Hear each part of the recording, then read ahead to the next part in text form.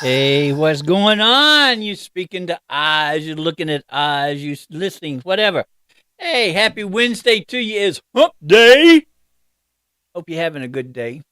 Hey, you listen to Eyes on Smash Bros Radio, the only digital radio station in where? Jefferson County, Birmingham. Of course, out of respect, Alabama. But anyway, hope you're having a good day. Please check us out. You can find Smash Bros Radio on YouTube, Facebook, as well as Instagram. Please like, follow, share, subscribe. As for myself, you can find me on TikTok. You can find me on Twitter. You can find me on Facebook. You can find me on Instagram. And also you can find me on YouTube. So please like, follow, share, subscribe. Please tell your family, tell your family, tell the family, tell your friends, tell everybody about us. Smash Bros Radio. What's going on? What's going on? Hey, been kind of under the weather. Had a, Had oral surgery done. And I have to stress, please make sure that you take care of your teeth because it is really it's really bad. It is really bad. Uh, because see what it happens, you go from gingivitis to periodontal. Now gingivitis can be helped, but once it goes beyond gingivitis and it becomes periodontal, then that has to be maintained. You never get rid of periodontal disease. And because I caught it, well, most of it was because of negligence on my part. I didn't take care of my teeth. I made excuses for not going to the dentist, and there's no excuse. So now I'm paying the price for it. So they had to go in, and this is my third surgery. They had to go in and open the gum, and because of the periodontal disease eating half of the jawbone, they had to rectify that. So they had to go in, grind down the jawbone to make it smoother so that it's more manageable when it comes to cleaning. And then they had to pack it to see if it would generate new bone. So forth, so going. The other two surgeries are doing good.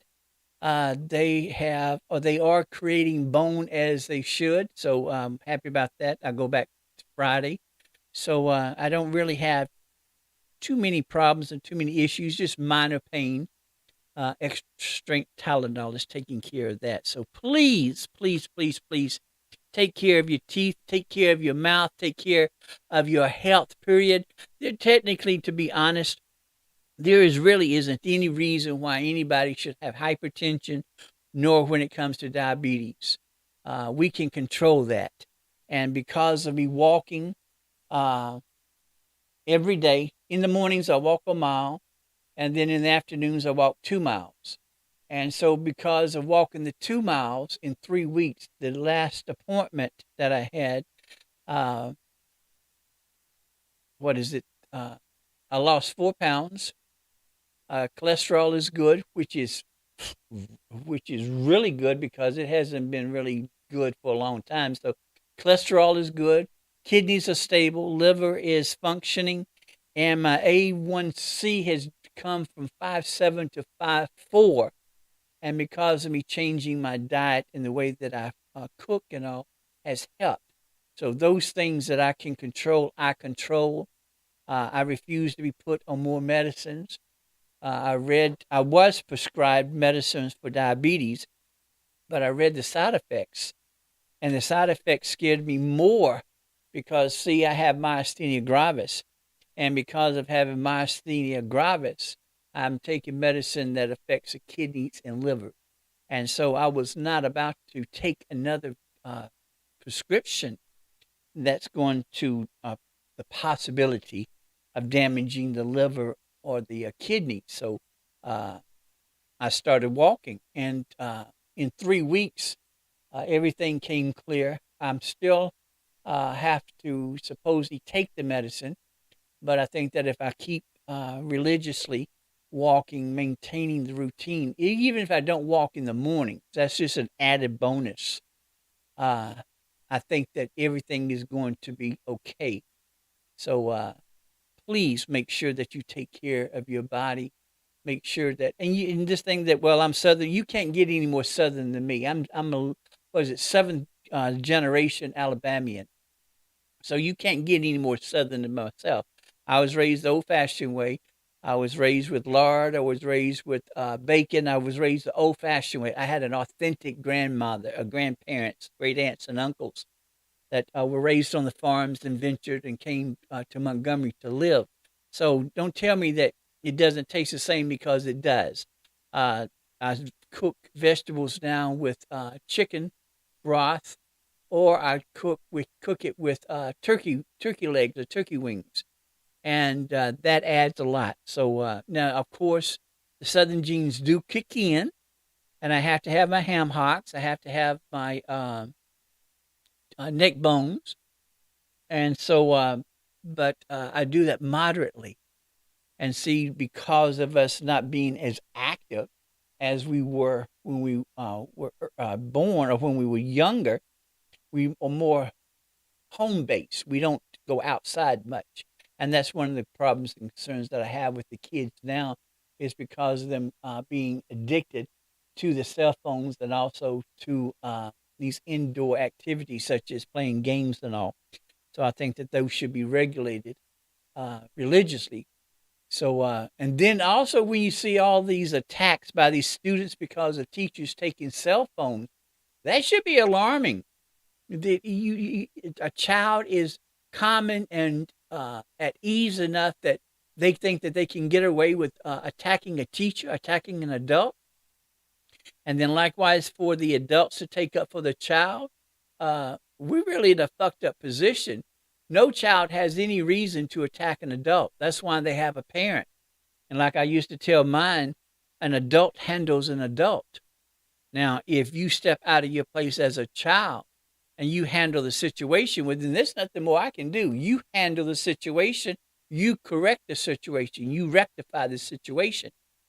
So but as long as you come to me initially with the issue, then I can handle it. An adult handles an adult.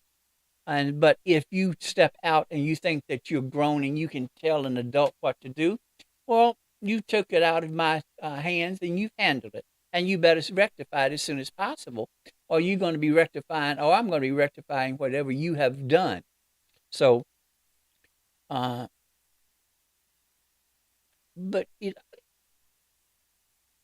COVID has really messed all of us up.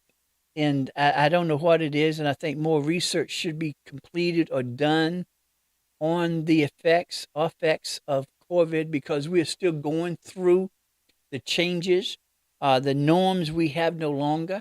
We are creating new norms now. So it's sort of like a domino effect, because of me not taking care of my teeth, having to go through oral surgery.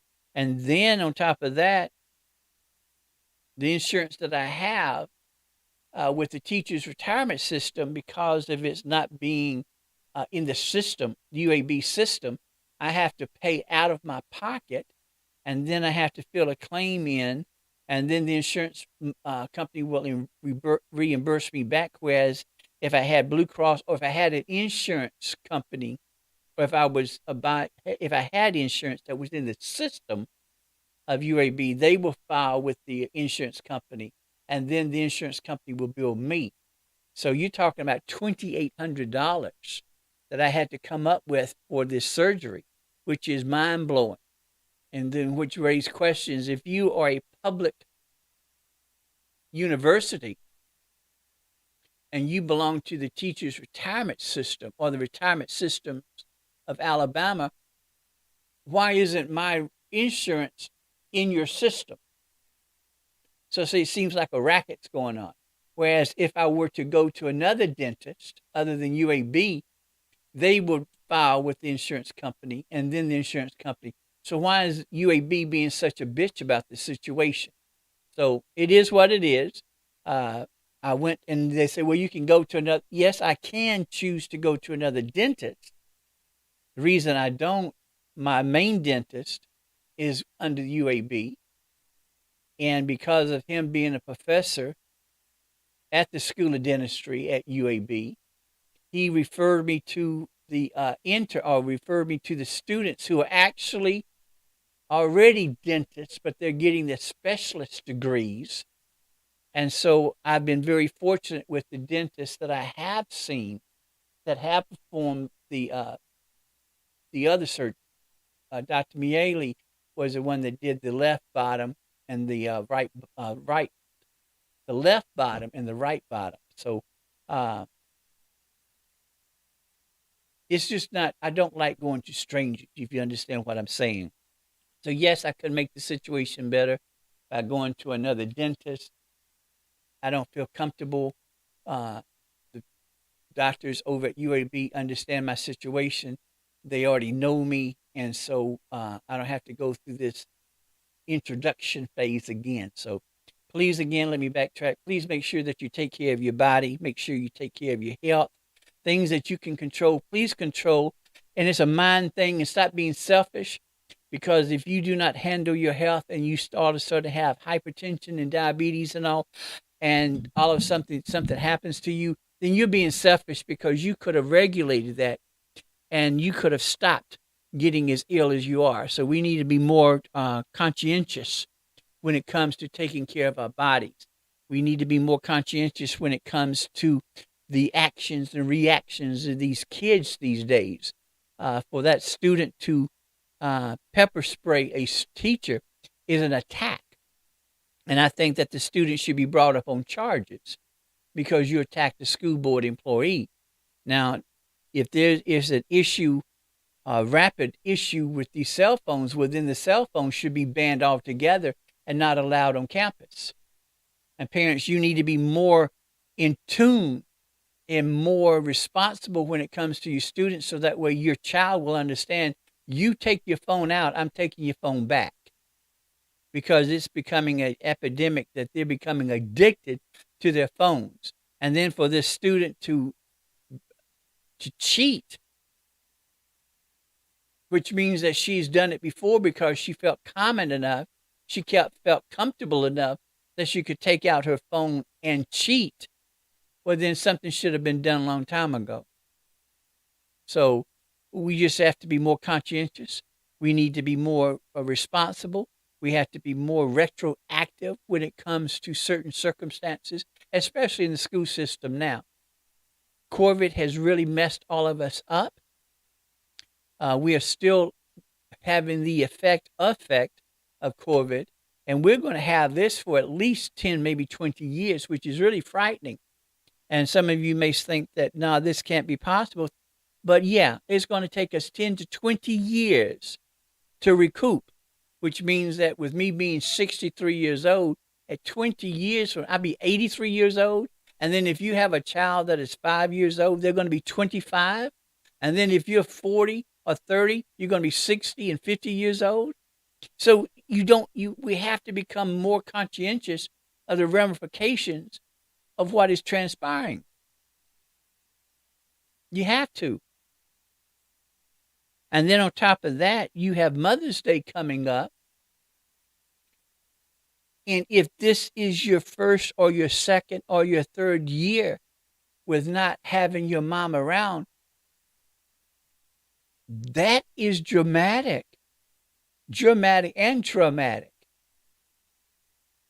So those of you who are blessed to have your mothers around, that you can celebrate them, that you can acknowledge them, that you can show them how much you appreciate them, you are abundantly blessed.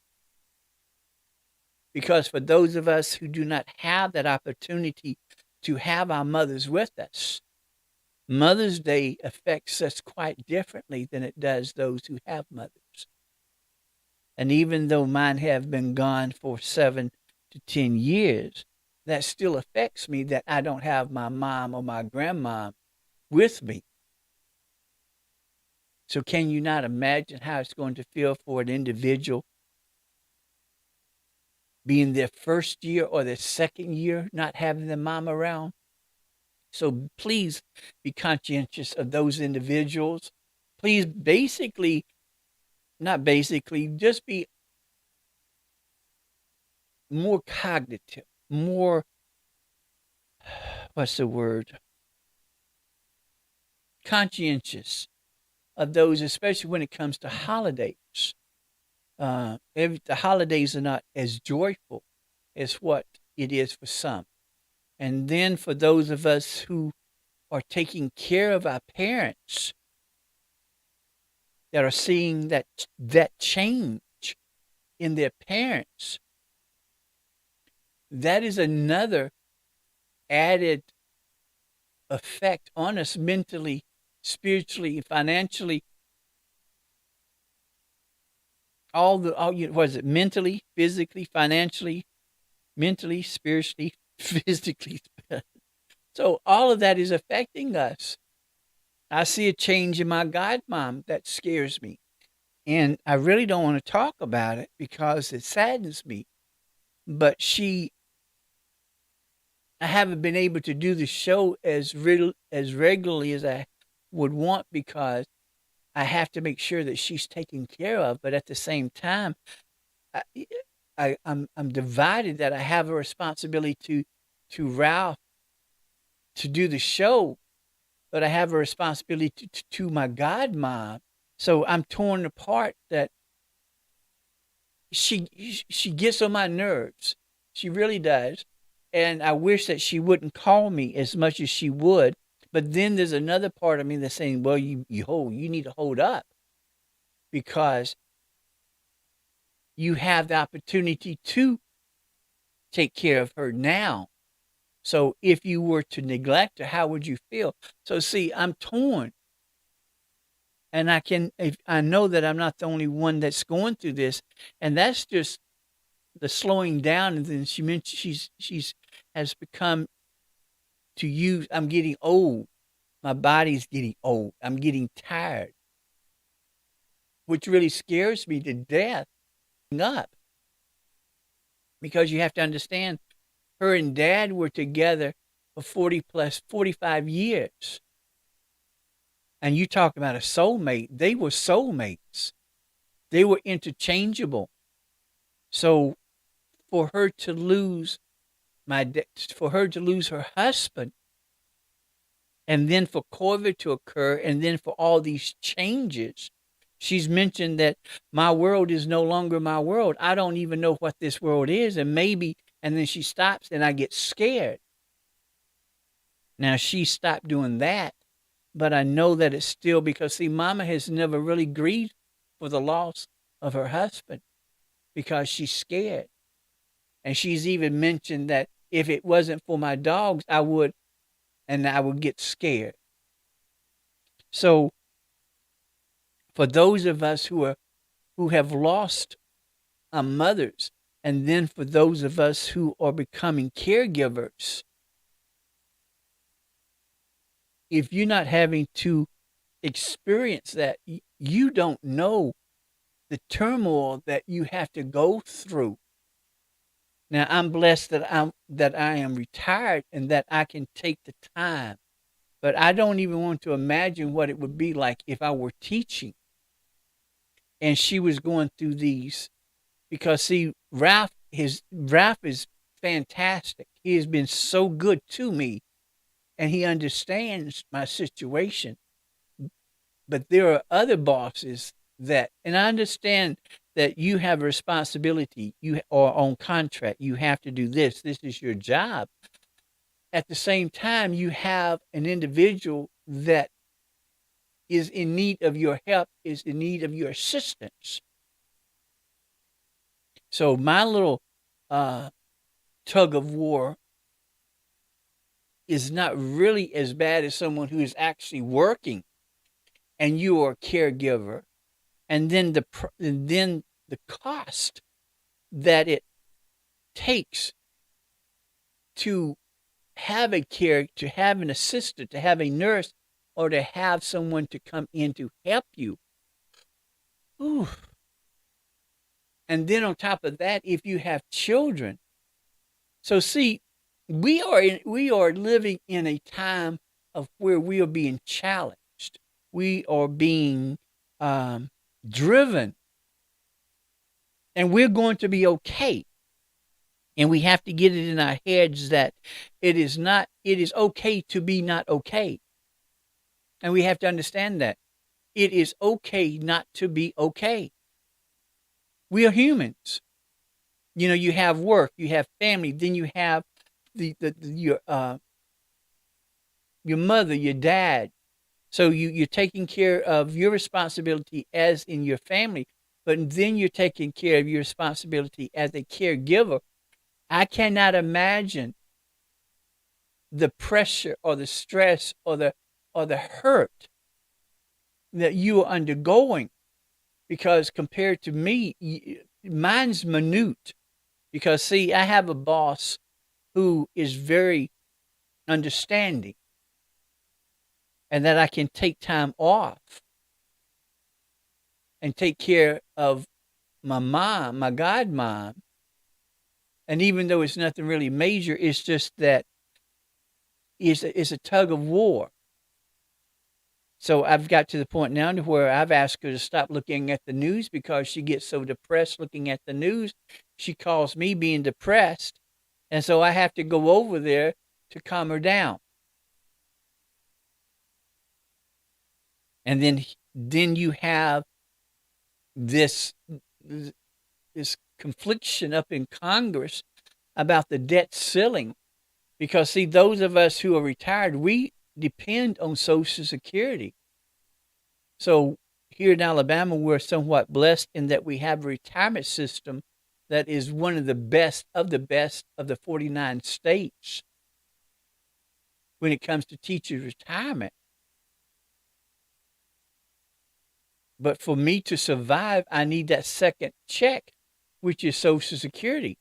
So for those of us who are on Social Security, SSI, SSDI, for those veterans, and those other social programs, if the Congress will not get off their asses and rectify the situation, then there's a question about where are we going to get that second check?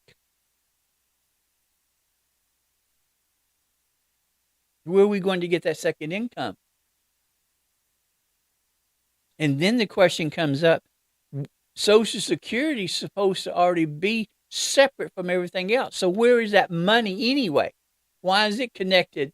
And we have to understand too, the debt that we're paying, we've already used. We're paying past due. These are not new bills. These are old bills. And see, we have to be conscientious and we have to be cognitive of the fact the Republican parties have shown their hand. They don't give a happy goddamn about the middle class. Because if you cared about the middle class, if you cared about the elderly, if you cared about social programs, if you cared about education, if you cared about families, you wouldn't be perpetrating what you're doing.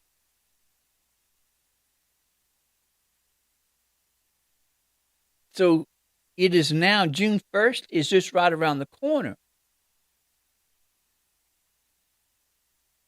So if you have relatives, or if you are friends, or if you know who your representative is, you need to call them right now to let them know that, listen, you're not going to fuck with my check, because if you fuck with my check, I'm not going to reelect you back in. And see, there's 5 Republican congressmen from Alabama. And so if you are living in Alabama, you need to contact your congressman now to let them know that you don't fuck with my check. Because see, there is a, what is it? What was the word for it? I can't think of the word. Hold on for a moment. Can't think of the word. But there is a part in a portion in the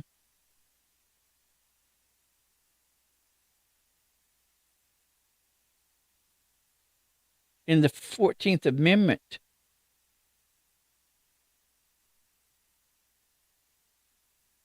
Can't find it right now. I should have written it down.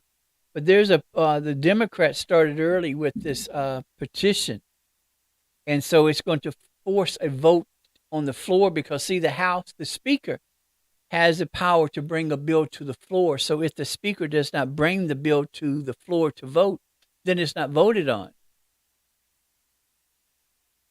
So if the Democrats are able to do what they have put into place, they're going to need at least 5 votes from the Republican Party. They're going to need all the votes of the Democrats, and they're going to need additional votes from the Republicans.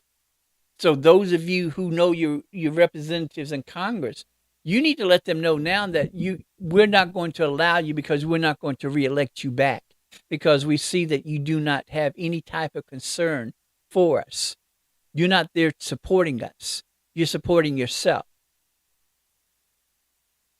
So the debt ceiling has to be raised.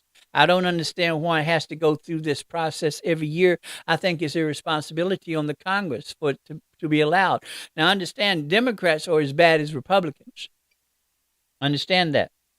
Democrats are as bad as Republicans, because when the Democrats had the power, they could have done a lot of stuff that they did not do. They could have abolished the Electoral College, which there's no really reasonable reason to have it. So they could have abolished the Electoral College. They could have made voting accessible. They could have made it more reliable, where states, or you could have a holiday for voting, or when you register for a car, you already registered to vote. You can vote on Sundays. You can have mail-in votes. So, see, the Democrats could have done all of this.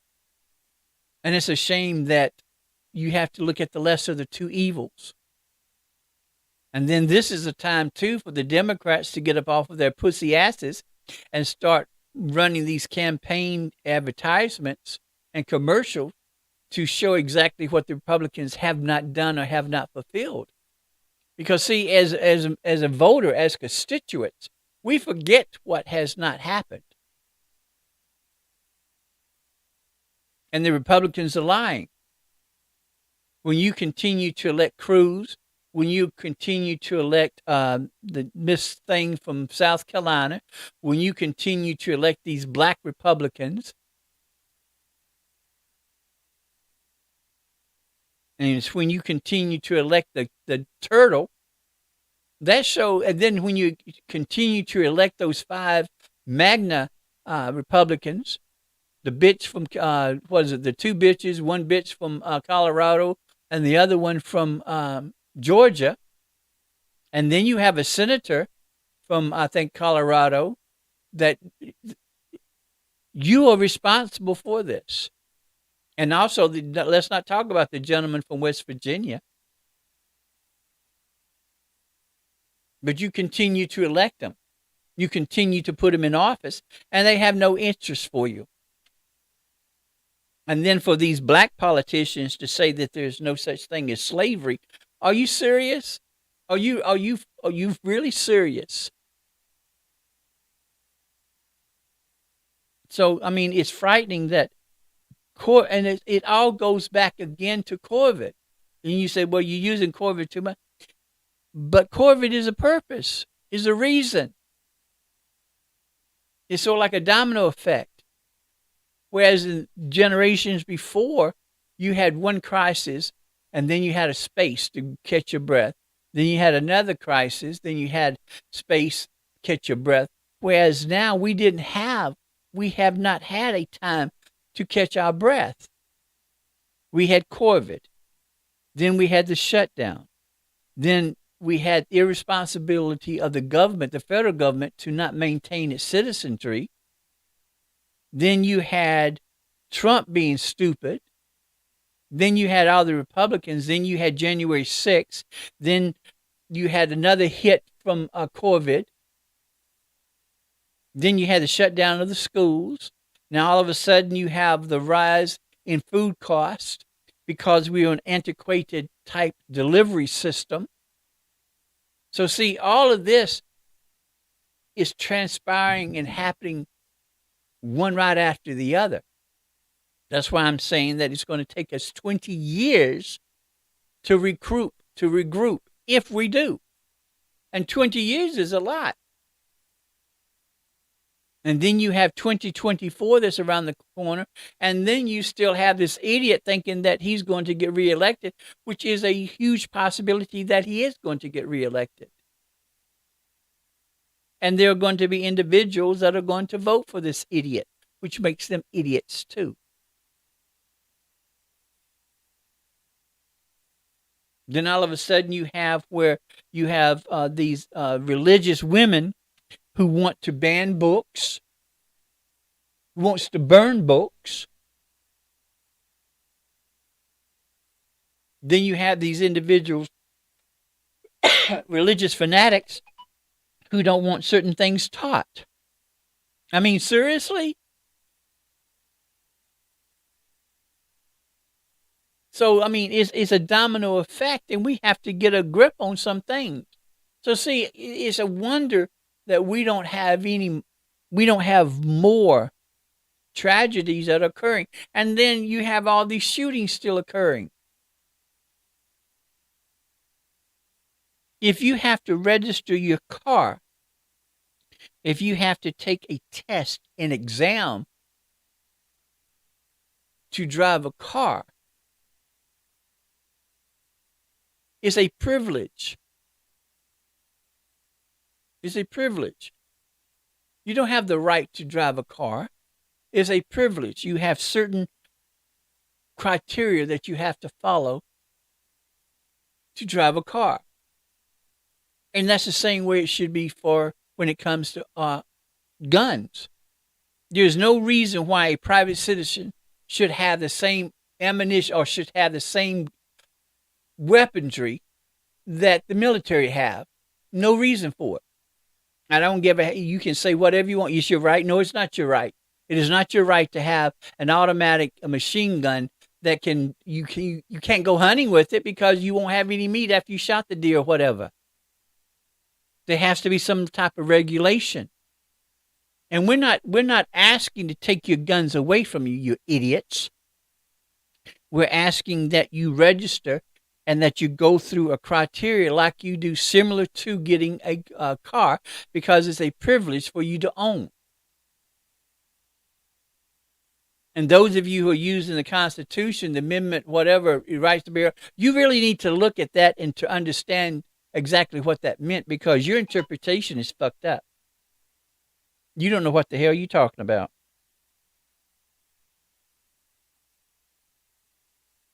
So,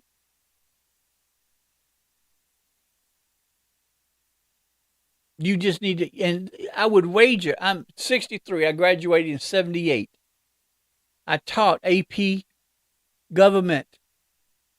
And that's the only reason why I'm such, I know more than most, but I think that in 78, because they stopped teaching civics, they stopped teaching Alabama history. So you have a generation of individuals that don't even know what the Constitution is all about. And you can read the Constitution in one sitting. Constitution is not that long. But I would wager that most of you who are harping and shouting from the rafters that this is my constitutional right, you don't know what the hell your constitutional right is. You can't even find it in the damn Constitution because you probably never read it and you probably never had a pocketbook part of it. So you're listening to idiots who don't know what the hell they're talking about. But you need, and plus two, to get a better understanding of what was transpiring during the time. You had two groups of individuals.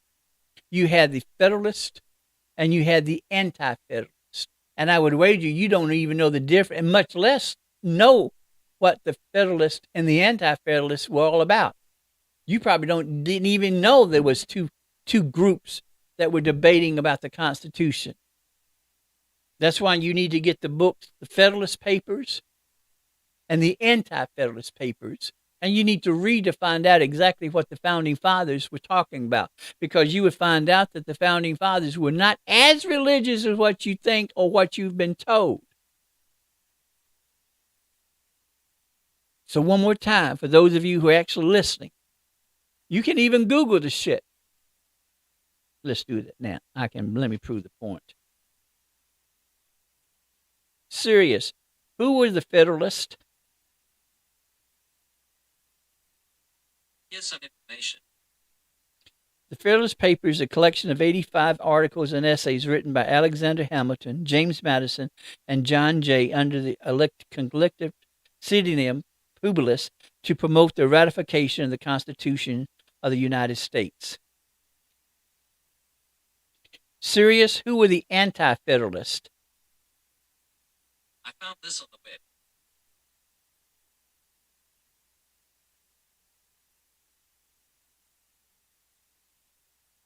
Very easy. Here it goes. The Anti-Federalists were a diverse coalition of people who opposed the ratification of the Constitution. Although less well organized than the Federalists, they also had an impressive group of leaders who were especially prominent in state politics, ranging from political elites like James Winthrop in Massachusetts to Macaulay Smith of New York and Patrick Henry and John Mason of Virginia. These Anti-Federalists were joined by a large number of ordinary Americans, particularly yeoman farmers who predominantly in rural America. The one overriding social characteristics of the Anti-Federalists as a group was their strength in newer, settler western regions of the country.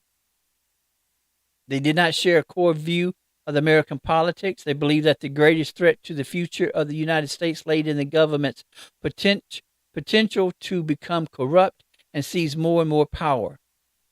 See, you can Google this stuff. You don't have to research. During the Dark Ages, I had to go to the library too. So you can Google who the Federalists and the Anti-Federalists were. You need to read the books, the Federalist Papers. I mean, all you have to do when you're playing them stupid games, just serious. Google the shit. I mean, it's readily available to you. There's no reason for you not to understand what's happening to you. And you have to become more actively involved, because if you don't, then you're going to find yourself without anything. Without anything that's rightfully yours.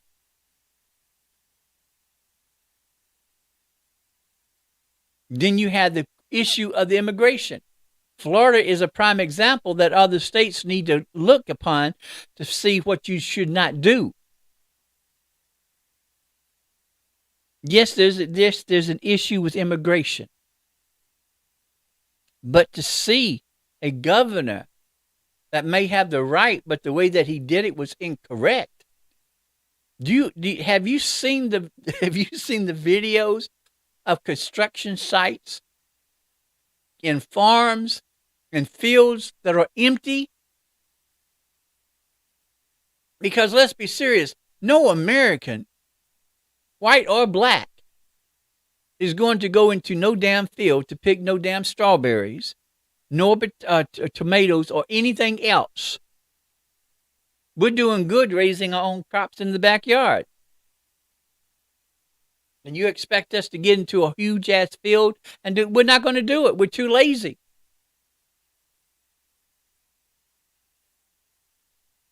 We're too lazy. You come up here and say, you taking our jobs. They're not taking your jobs. They're helping your asses out, you fools. Now, those of you who were raised by an authentic grandmother, excuse me, who had a garden, you will understand that even in that little small garden, picking tomatoes, picking okra, picking squash, picking peas, doing corn, that was hard. So can you imagine if there are thousands of acres of these crops, and it's your responsibility to make sure that these crops are picked and put into storage and transported? You're messing up the economy. Everybody's affected. And what should occur is what occurred, what I think in the 70s, I think it was, there should be a strike. You should have one huge march on Washington of migrant workers. Everybody should walk off their jobs, ask for better and stronger and more equitable immigration laws. I bet you the white folks will wake up then. See, to handle the white folks, you have to hit us in the pocket. See, that's the only way that you deal with white folks. You don't debate and you don't compromise. You don't debate and you don't compromise. You give them the issue, you give them solution, you ask what they do, and then if they don't go through, boycott. Stop shopping. Hit them in the pocket. That's the only way that you deal with white folks. You hit them in the pockets. Then they wake up quickly. I've been talking about the folks over the mountain for many years. Here in Alabama, we have Vestavia, which I call the old lady, or the old bitch. And then you have Hoover, which I call the plantation. But see, Birminghamians want to go over the mountain. They want to go to these racist municipalities and shop. And then they get upset because the racists, and they know that these municipalities are racist, but then they get upset because something racist has happened. Well, you're part of the problem because your asses you go over there and you patronize these businesses. All it's going to take is 3 months. 6 months will close them down. Give me 3 months. Stop shopping over there in 3 months and see what's happened. Because that way you won't have to boycott. You won't have to do anything.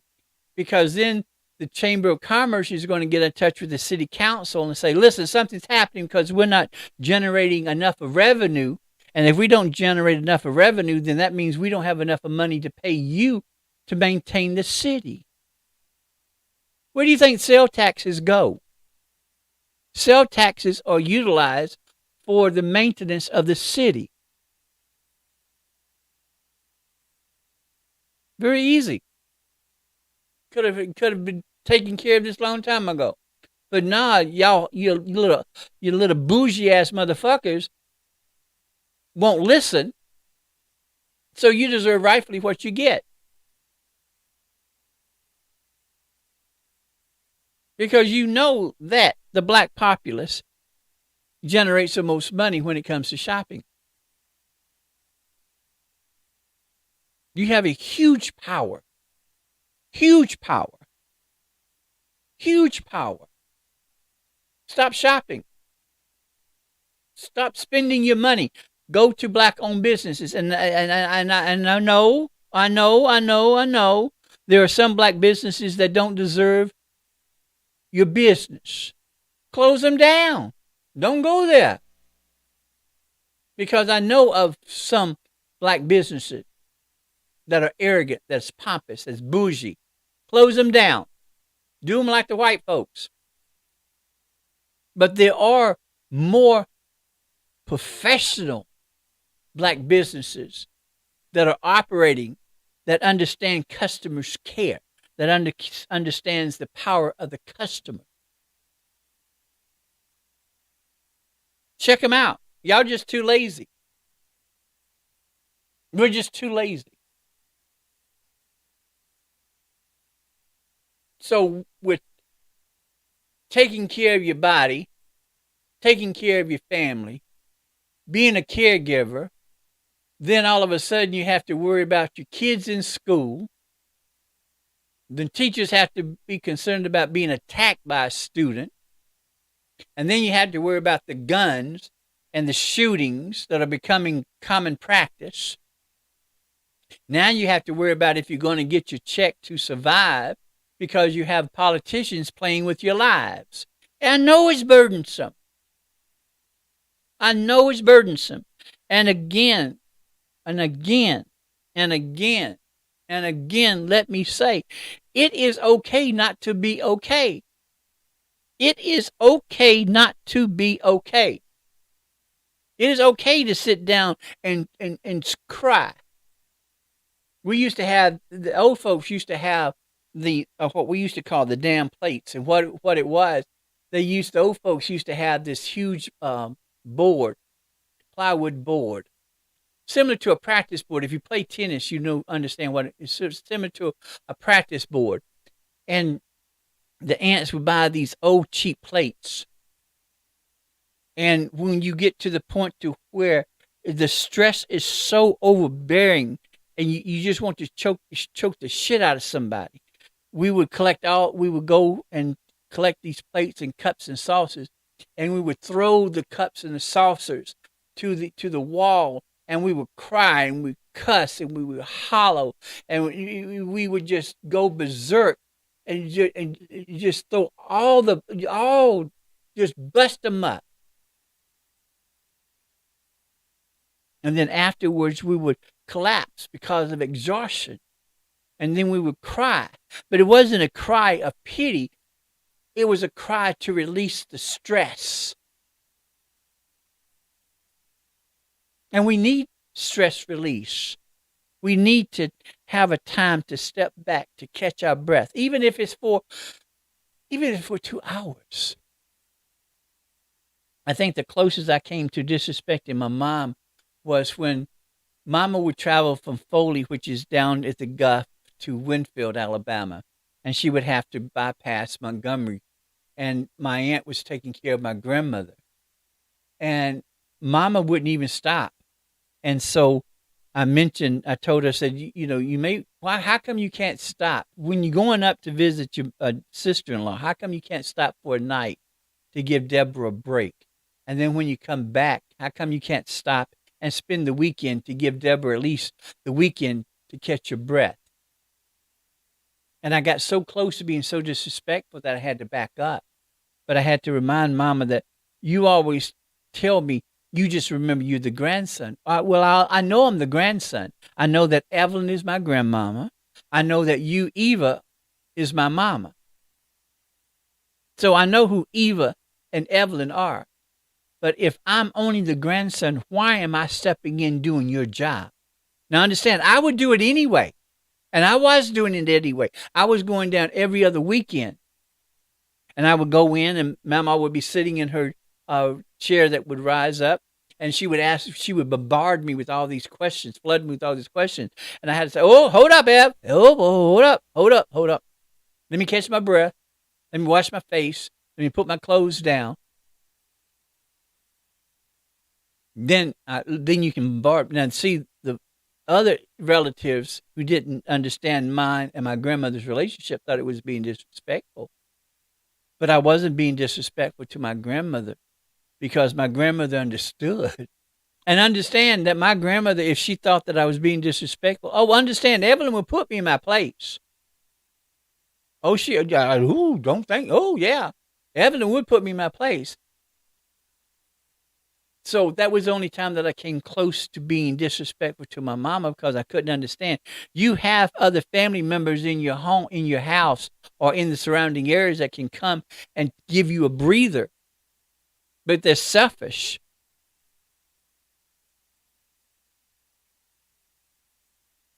And usually it's always the black sheep of the family that is the main one that has the responsibility to take care, to be the caregiver. The one that was not responsible when they were younger is now the responsible one now. Interesting, isn't it? So you have all these other siblings, but nobody has the time. But their time isn't as valuable as your time because you're doing the same thing that they're doing, but you're doing it on a larger scale. But because you don't want to ruffle feathers or get people mad, you allow it to happen. But see what happens after they go. Oh, then everybody's sorry. Oh, I wish she was here. No, you didn't care when she was alive. You don't care now. You're trying to ease your conscience. See, that's why I don't believe in funerals, because I think funerals are for the living. Tell me now how much you appreciate me. Tell me now how much I'm the center of your life. Don't wait till I'm dead when I can't hear shit, because I'm not going to give you that platform to ease your conscience on my time. It's my time. I'm dead. It's my time. So I'm not going to give you the platform to ease your conscience because you had time to tell me how much you appreciated me when I was alive. So, see, I understand. We have all this occurring simultaneously. And we do need breaks. We need the breather. We need to be able to get out and just say, ooh, help me, Lord. I need help. I need strength. I need guidance. I need understanding of what is happening. I know that you have the answers. I know that you are where my strength comes from. I know, and I don't want to doubt you. I don't want to doubt you. But it's getting hard. I know that you control everything. I know where my blessings come from. I need strength. I need reinforcement. I need for you to empower my guardian angels to help me, to comfort me. That's why I think that there should be, whatever you want to call it, them damn plates where therapists will have a place, a facility that individuals can go to. And you have all of these collectibles. You have old cars, you have mirrors, you have you have all these breakables, and you send this individual in with protective equipment, gargles and stuff like that. You give them a sledgehammer and you have them bust up everything. You let them scream, you let them shout, you let them cry, you act them like belligerent, you just let them free.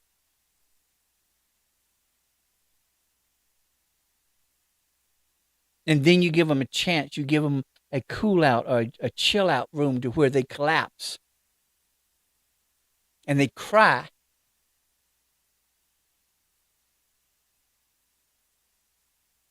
And sometimes, if you've done it correctly, you're going to fall asleep. And it's going to be the best sleep in the world. The best sleep. The best sleep. And you're going to be able to catch that second wind. And you're going to know that this too is past. And I thank you, Jehovah. I thank you, Allah. Yahweh. I thank you for being here for me. I thank you for your strength. I thank you for your guidance. I thank you. I understand. Know that you're not alone. You are not alone in this venture, in this trip by. You're not alone. All of us are going through it. Some of us are more so than others. I cannot imagine having kids and having to buy groceries.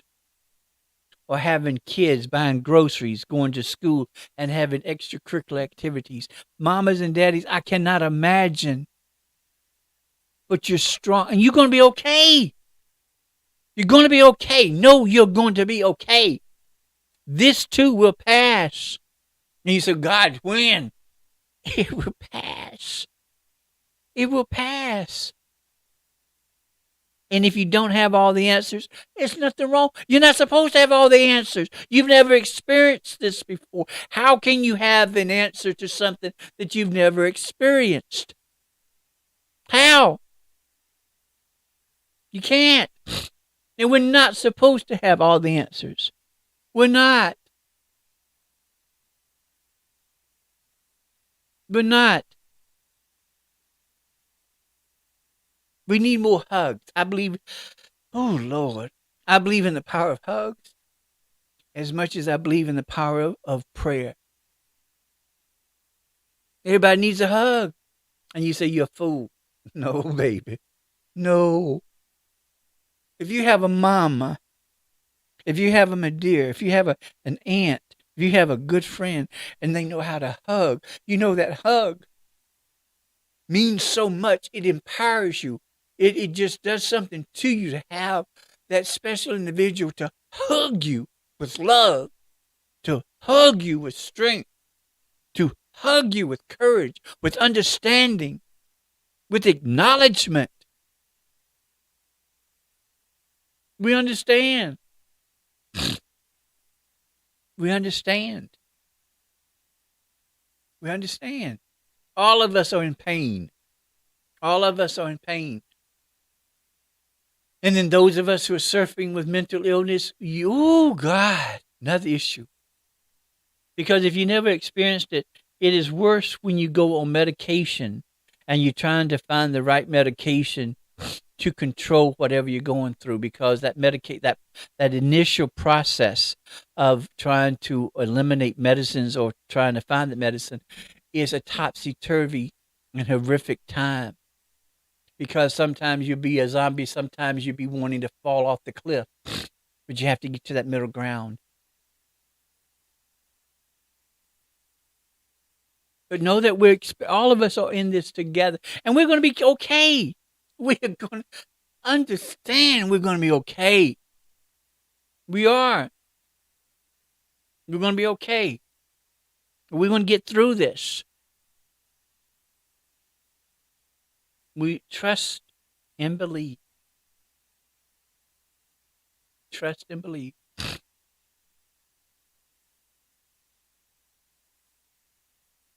We got to just gather a second wind. Father, I come to you and I ask that you give us the comfort, you give us understanding, you give us the strength that we need. And each one of us are in need of different things. And you know what we need. And I'm asking for everyone to receive their blessings abundantly, enormously, excessively.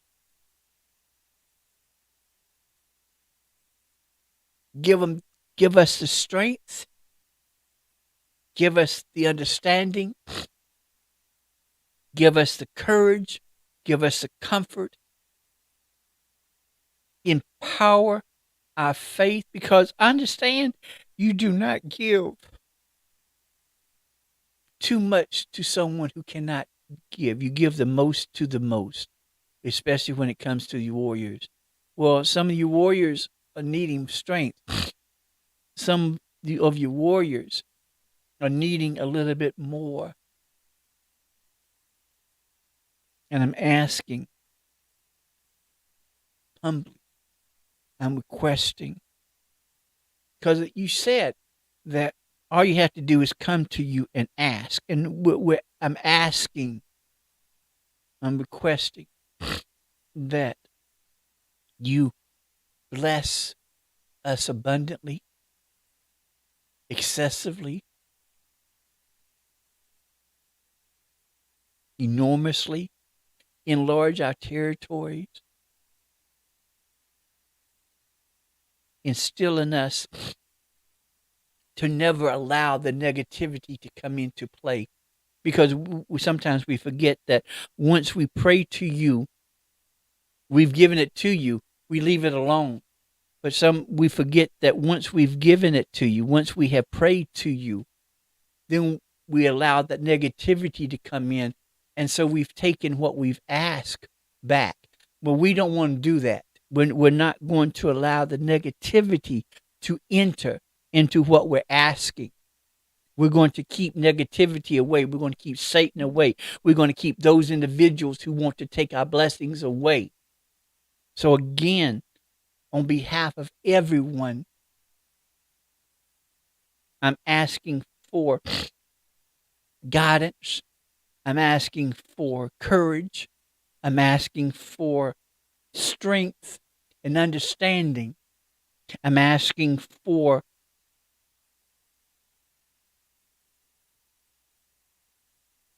an empowerment, because we know where our blessings come from. I wouldn't be here if it wasn't for you. Everything that I have is because of you. And we know that. So please help us. Please help us. In your son's name, I pray. Amen. Wow. I didn't mean. Mm.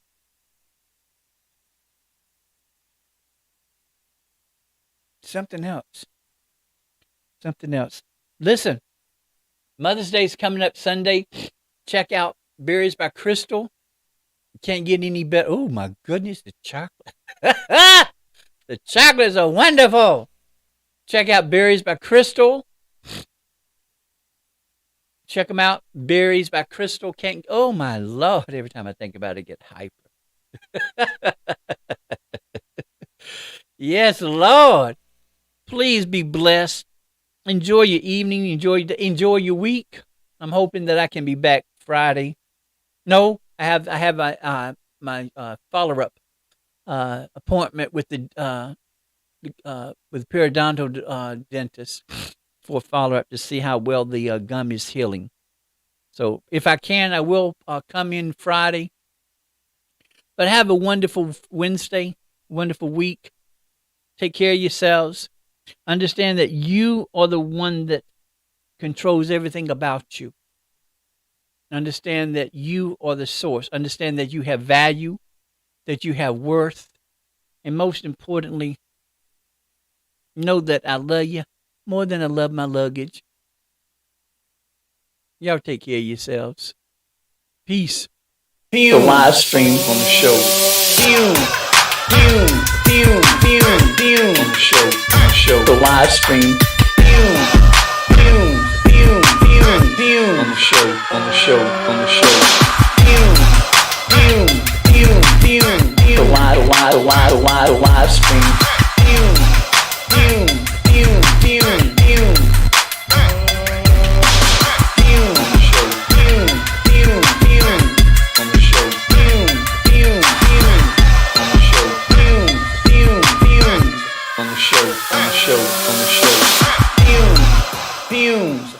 The live stream. The live stream on the show.